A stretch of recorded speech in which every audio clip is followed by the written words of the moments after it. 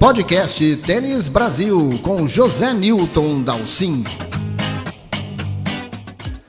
Olá, minha gente, sejam todos muito bem-vindos ao podcast do site Tênis Brasil. Espero todo mundo aí em casa, cumprindo a difícil, sofrida quarentena, mas tão importante neste momento de combate ao coronavírus. Se Deus quiser, nós vamos sair rapidamente desta confusão. O Tênis Brasil aproveita o momento para iniciar uma série de reportagens especiais. Estamos perguntando a grandes nomes do tênis quais são os seus 5 jogos favoritos. E acho muito justo começar essa série com ele, Larry Passos, que treinou o nosso número 1.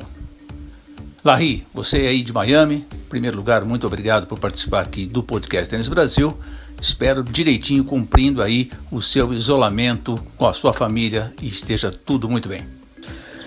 Oi, Dalcin. Oi, pessoal do Brasil. Primeiro, gostaria de agradecer o carinho de todos. Essa semana foi uma semana incrível, né? Porque me parece que mostraram bastante jogos do Guga aí. Eu recebi alguns vídeos pelo meu WhatsApp e fiquei muito feliz pelo carinho de todos e lembrando das vitórias dele, né? Pô, sensacional. Muito obrigado a todos e que todos fiquem a salvo aí. Vamos continuar na quarentena, estamos aqui firme, fazendo a mesma coisa que todos estão fazendo por aí. Não tem jeito, né? Então tá, muito obrigado pelo carinho. Outra notícia legal que eu recebi do José Salib e da Adriana, a cópia do livro deles, né? O Algoritmo da Vitória, e pude começar a ler e fiquei muito feliz em estar incluído no livro, né? Quando ele me entrevistou eu fiquei impressionado, achei que era uma honra para mim, mas talvez não estivesse no topo como esses grandes coaches, né? Zé Roberto Guimarães, Bernardinho, esse pessoal todo ali, né? Que foi citado, e comecei a ler o livro e fiquei impressionado, e depois eu analisei agora que realmente eu não poderia ter feito nada diferente do que eu fiz com o Guga, né? Então muito obrigado ao José Salib e à Adriana por me incluir no livro deles. O livro está sensacional. Obrigado, gostaria de mandar esse recado aqui para ti, Dalcin, que postasse aí pro pessoal. Um grande abraço. Pois é, Larry, parabéns antes de tudo ao José Salib Neto, esse homem tão apaixonado pelo tênis, e parabéns a você também, porque afinal das contas você é um homem de grande sucesso e merece todos os elogios.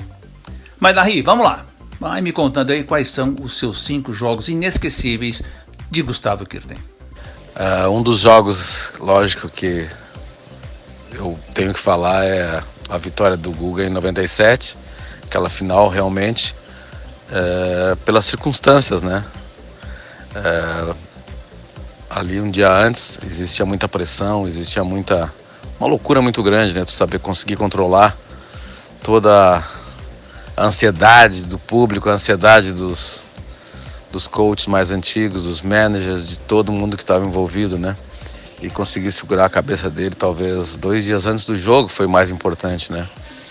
E eu lembro até hoje dessa data, né? Do último treino, de tudo. Então a final de 97 realmente marca muito na minha cabeça e foi demais. Então o pessoal que estiver assistindo aí, ou já assistiu, realmente marcou muito, né? Foi uma emoção muito forte. Depois, em ordem cronológica, né?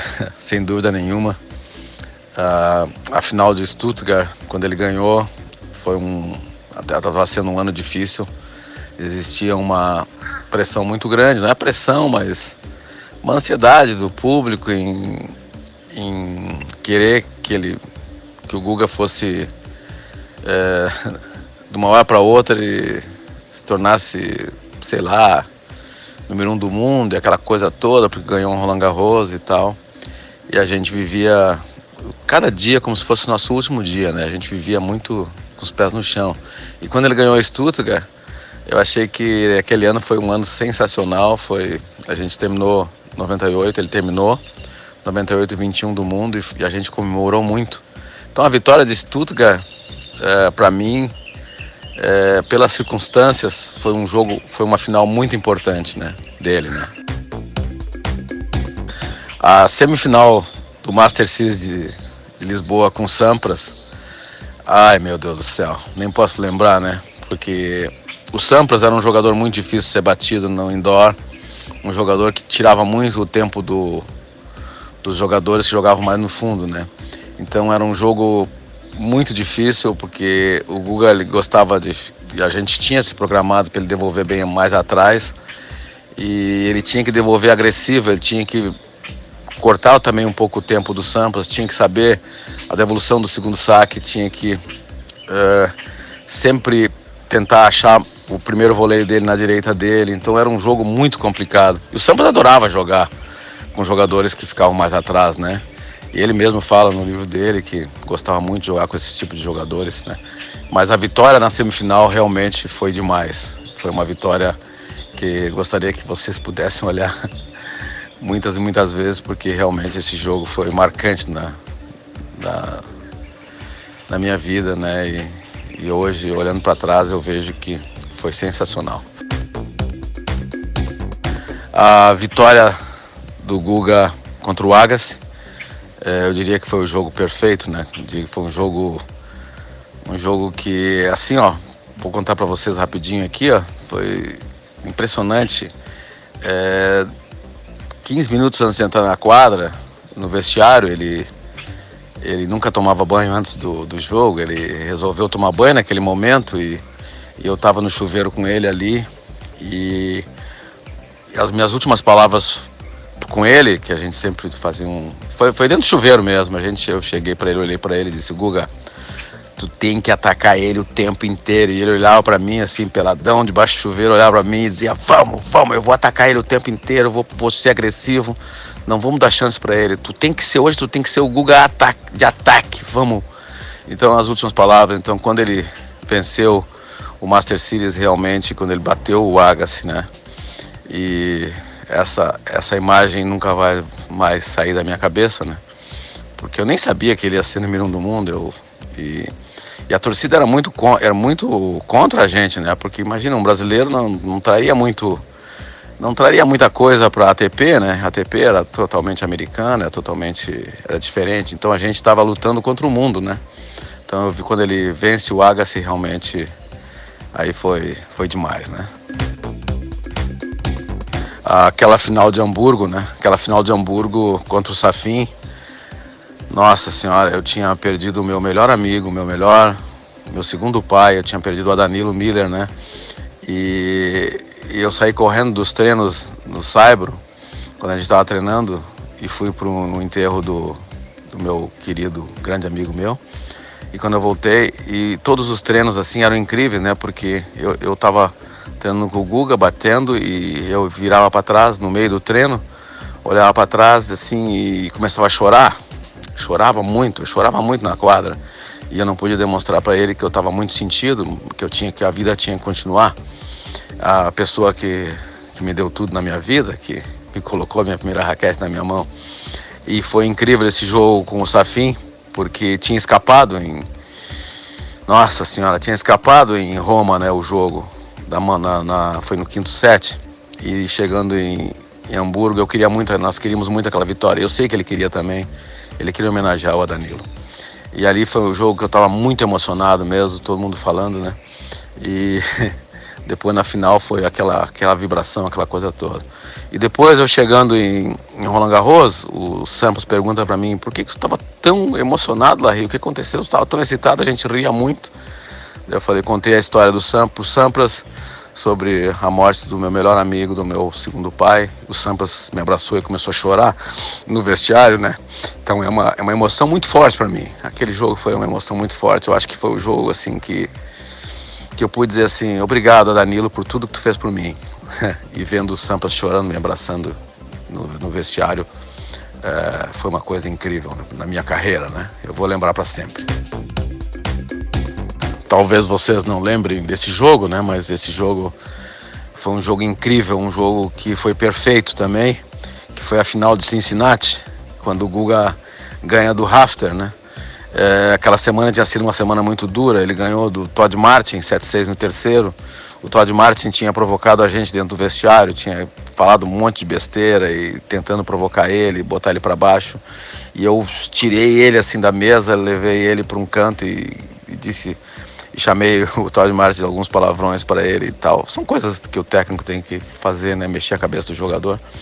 E a gente ganha, e daí o Guga ganha do Todd Martin ali, e eu danço samba em cima da... O samba ganhou do Jazz, né? Brinquei ali naquele momento. E depois ele ganha do Tim Hammond também, 7-6 no terceiro. E termina o jogo do Tim Hammond, a gente vai para uma quadra e eu falo para ele: Guga, vamos lá para a quadra 3. Ele falou: o quê? Tava 40 graus de calor, úmido. Eu falei assim: eu só quero 10 minutos contigo. Eu preciso de 10 minutos contigo. Te coloca na devolução de saque. Ele te colocou lá e eu fiquei sacando com ele, assim, na direita, sacando na esquerda, sacando. E eu botei ele 2 passos para dentro, né? Ele jogava, devolvia mais atrás. E ele cortou totalmente o tempo do Rafter, né? E foi uma vitória emocionante, né? A final de Cincinnati foi sensacional. Eu acho que a gente teria que ver de novo esse jogo, porque foi um jogo que era quadra dura, é uma quadra super lisa, super rápida. E vencer esses caras lá, esses especialistas, não foi fácil. E eu acho que o Guga se superou muito naquele jogo. Termina o jogo, uma estrela para mim, o Tony Roach vem e fala para mim: Larry, vocês venceram, vocês merecem tudo que vocês conquistaram. Foi uma das melhores frases mais lindas que eu recebi de um grande coach australiano, que era meu ídolo na época, quando eu comecei, e que depois ele veio e reverenciou o Guga na minha frente. E vocês dois venceram, parabéns. Poxa, Larry, eu pedi 5 e você acabou listando 6 jogos. Mas tudo bem, você está mais do que perdoado, porque afinal das contas é realmente extremamente difícil a gente selecionar apenas 5 jogos nessa carreira extraordinária que o Guga obteve, né? Larry, muito obrigado pela tua presença, muito sucesso aí em Miami, se cuidem todos por aí e nos falamos em breve. E você aí de casa, eu quero saber, Larry opinou, e você? Quais são os seus 5 jogos inesquecíveis do Guga, aqueles que te emocionaram? Você pode responder tanto aqui no YouTube como lá no pé da página do Tênis Brasil. Estamos todos aqui para bater um papo nessa longa quarentena que vamos ter que atravessar. E o Tênis Brasil continua. Mais gente boa por aí vai vir listar os seus 5 melhores jogos. Por enquanto, um abração para todos vocês.